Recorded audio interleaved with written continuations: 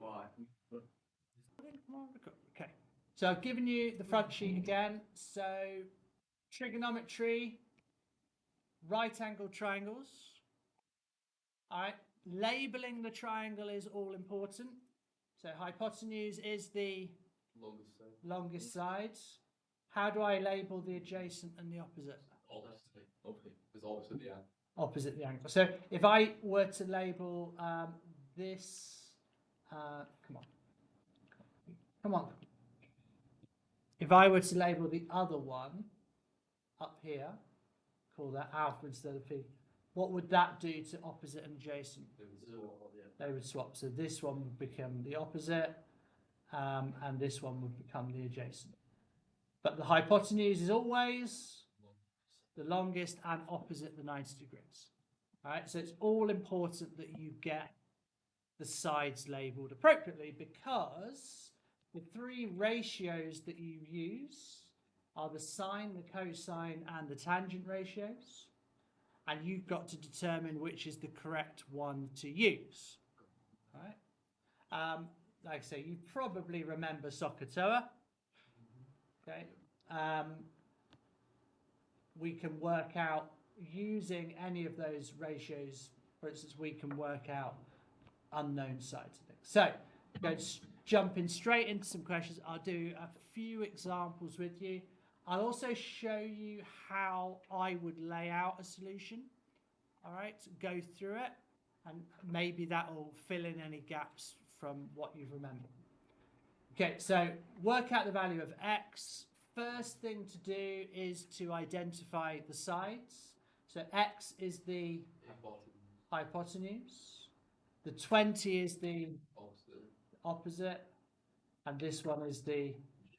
So when I do a solution to a question like this, I start off by listing all the things. So I go theta, opposite, adjacent, hypotenuse. I write down what they are equal, so I put it in a list. So theta is the angle, so it's 35 degrees in this case. The opposite side is 20. The adjacent side, we don't know what it is, and we're not being asked to find it. So what I do is I cross out my adjacent, and then I say my hypotenuse is, well, that's the x. All right. I then write out SOHCAHTOA in full, and anything with an A in it, because I've crossed out my A, needs to be crossed out. So the one I'm going to use is sine. Yeah. So I'm going to do sine 35 equals opposite, so 20 divided by hypotenuse is x. So at least by going through that process, which won't take you very long, a few seconds, it's not a big deal, at least I know I've identified the correct ratio to use, and there may well be a method mark for that. All right. So it's worthwhile doing it. The number of times I've seen people write down the wrong ratio and there's no work. Now, this particular one, however, is another one where people will struggle to get the answer correct. So we've got to rearrange that to find what x equals. So how do we do that? Pardon? When you divide the angle by one, swap the x and 35. Yeah. Swap the x and 35? Yeah. So what should I write instead? No. So an important thing is 35 is an angle, yeah? X is a length. You can only take the sine of the angle. What is sine of 35? Can you put it into your calculator? Everyone put it into a calculator. 0.5. So if I change that, so sine of 35 is 0.5735776. I'll stop there. It does carry on. What about if that equals 20 divided by x? Makes no sense now to swap the 35 and the x because there's no longer a 35. So what would you do to find the x in now, in this case? There's no sign anymore. There's this number instead. That is a sign. That is the sine of 35, yeah. So do what, sorry? Okay, so x equals 20 divided by, or like you said, sine of 35. Yeah. Now, what a lot of people do is they divide by 20. But obviously, do you all understand you can't do that, yeah? So the process that we've actually done, if I explain it up here, is if we've got the sine of 35 degrees is 20 over x, this is a number. You can't split that up. This is a value in itself. So I'm going to multiply both sides by x. So I get x times the sine of 35 degrees equals 20. I'm then going to divide by the sine of 35 degrees. So I get x equals 20 divided by the sine of 35. Be very careful that you don't split the sine and the 35. You can't do that. Sine of 35 is a number in its own right. So what do we get as that answer then? What is x? 34.862. 34.862. So let's do 34.9. Yeah. What do you think is that? So centimeters.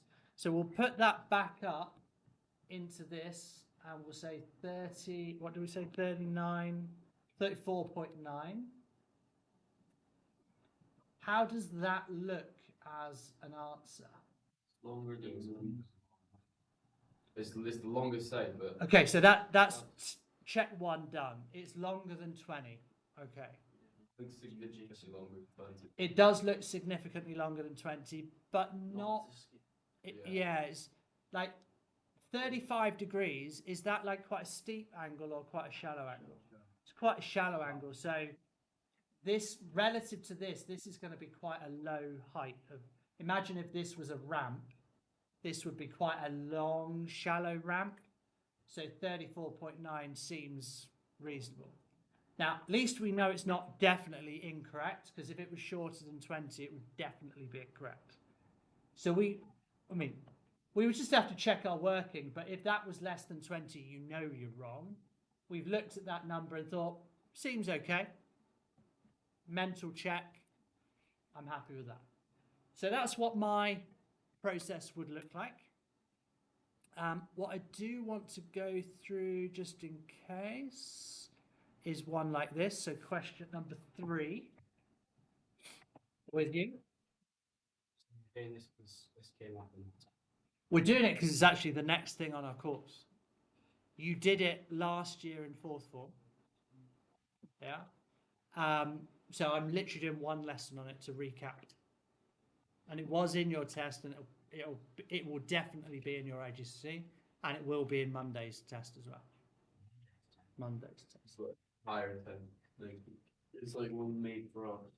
Like it's the one we could either have done the foundation or like so same process with this. Let's identify the sides. So 24 is the hypotenuse. This side is the opposite. This side is the adjacent. So I'm going to write SOHCAHTOA. Theta, opposite, adjacent, hypotenuse. Theta is x in this case. The opposite side is the one we don't know and don't want to know. The adjacent side is 16 and the hypotenuse is 24. So I've crossed out the O, so I go through here and anything with an O in it can be crossed out, leaving me with just one of them. So I know I'm going to be using the cosine of x equals adjacent over hypotenuse, so 16 over 24. Okay, how do we find the angle when we know what the ratio is? Put that into your calculator. How? Just not the same question, similar question. Hmm.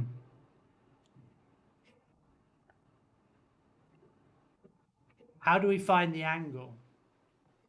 Do you remember? No? So when we know the ratio but don't know the angle, we have to say that the angle, x degrees, is equal to the inverse cosine of the ratio. So on your calculator, you should have an inverse cosine button. Yeah. Yeah.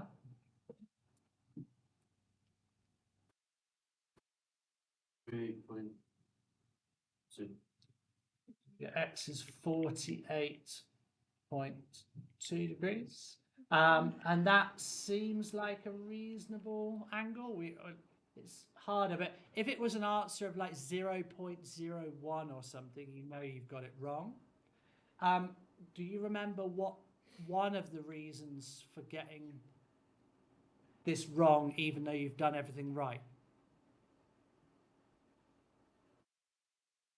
No? Using the wrong sign. Well, that would mean you did something wrong. I'm saying you did everything correct. Everything. All of that was correct. You put it into your calculator. The calculator gives you the wrong answer. So you've got nothing to change on your paper. Like all of this is correct. You put it into your calculator and you get a different answer. Does anyone know why? Well, it's not a calculator fault because a calculator only does what you tell it to do, but it is a calculator settings issue.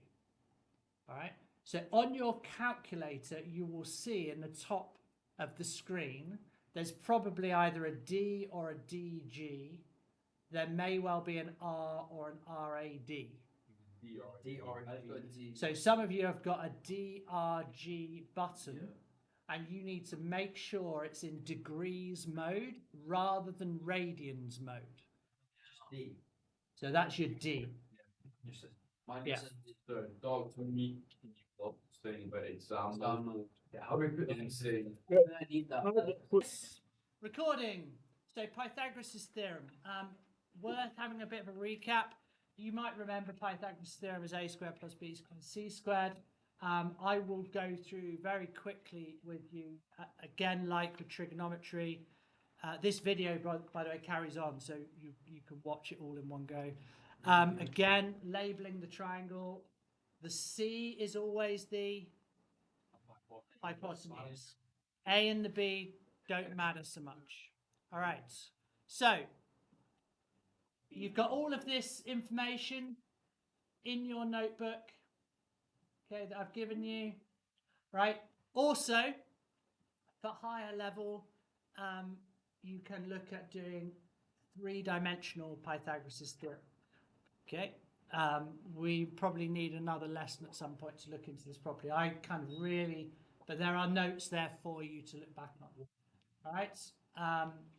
What I want to do, and there's also Pythagoras' theorem in pyramids and exact values. But let's have a look at just how I would do a couple of Pythagoras' theorem questions so that you can do some others. Okay. Guys, so Pythagoras' theorem for this one. Let me remind you what Pythagoras' theorem is. Now, Pythagoras' theorem is not necessarily anything to do with the lengths of the sides of triangles. What Pythagoras' theorem actually is the area of squares that are drawn using the lengths of the sides of the triangle. So what I mean by that is when I think of a Pythagoras' question, I will do, I think I've got squares now. I will do some squares, right? So this is a smaller square and it has dimensions of this side. So it's a 5 by 5 square. Okay, then there is a bigger one. Okay, I think this, I like it. So, okay, is that actual? It's not really a square, but But let's say it's an 11 by 11, okay, square. And Pythagoras' theorem states that if you add the areas of those two squares,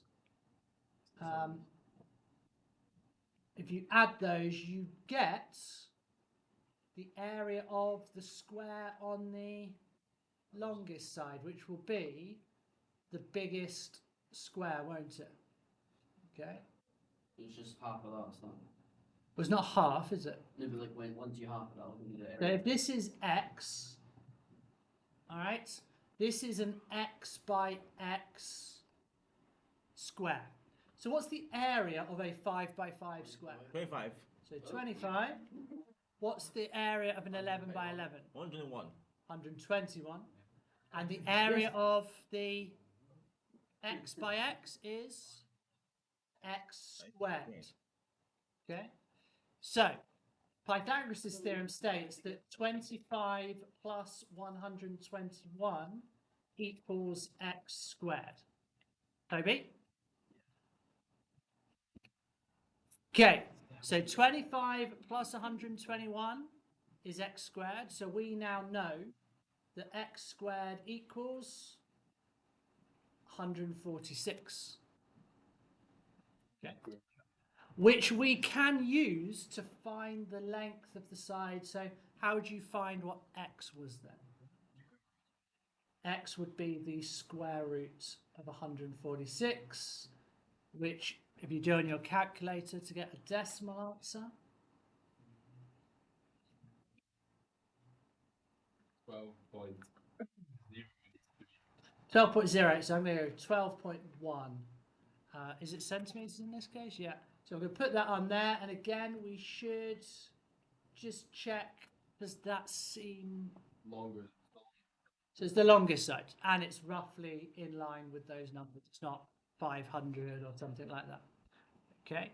Now, obviously, when you do a question, you don't have to draw all these squares, but this is what you should be thinking about. Right? So I'm going to do another question, which is the kind of question that normally catches people out. Again, with this question, this quite often catches people out with Pythagoras' theorem because they don't really think about what Pythagoras' theorem actually is. So again, I'll just do it roughly. So there's going to be one square plus another square added together equals a third, which is the biggest square.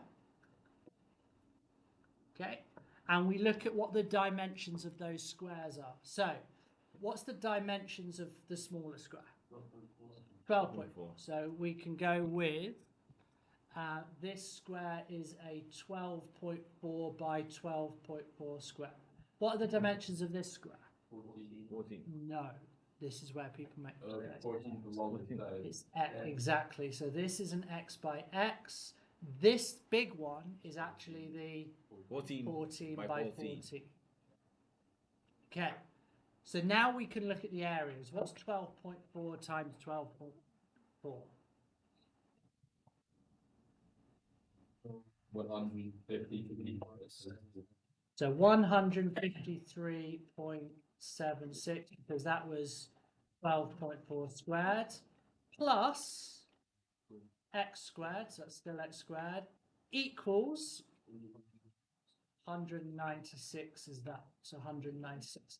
Now this is where people often make the mistake, because they just think Pythagoras' theorem is you take two sides that you know, you square them, you add them together, and you get the other one. But it's not true, is it? Because you have to subtract, because it's the area of the two smaller squares, the square on this one and then the square on this one, added together makes the big one. So if you know the big one, you actually have to do a subtraction. So we're going to do x squared is actually 196 minus 153.76. 41.24. 41.24, okay. I don't know, I'm just going So with it's 154.7. 154.76, is it? Oh, right. So big. So that should be The next one's the square root of 1. so 154.76. So 140.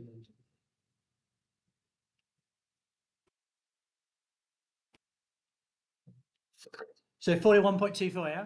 Yeah. And therefore your final answer is the square root of 41.24 is 6.42. 6.42.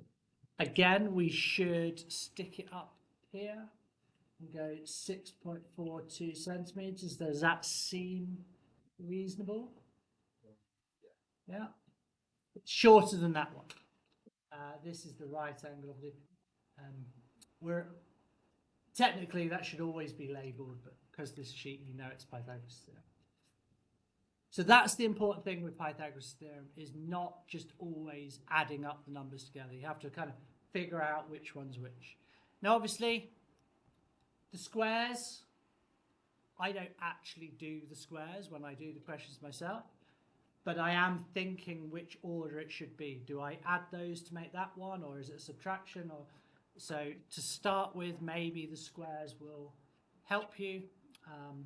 Up to you how you want to do it. Right.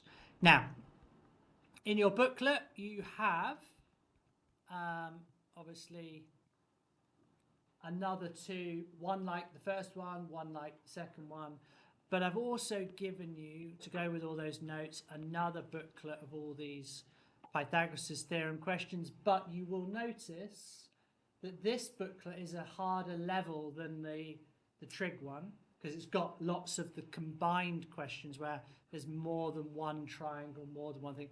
Now, you may well find, as is normally the case, that a lot of these questions could have trigonometry and Pythagoras in at the same time, because both of those topics have right angle triangle geometry. So you quite often do get both of them in the same question. So you've got booklet there, you've got the previous booklet, and you've got this booklet, lots of practice to get done. You've got your note pages for trigonometry and your note pages and examples there for Pythagoras' theorem. This will be it. We'll move on after this lesson.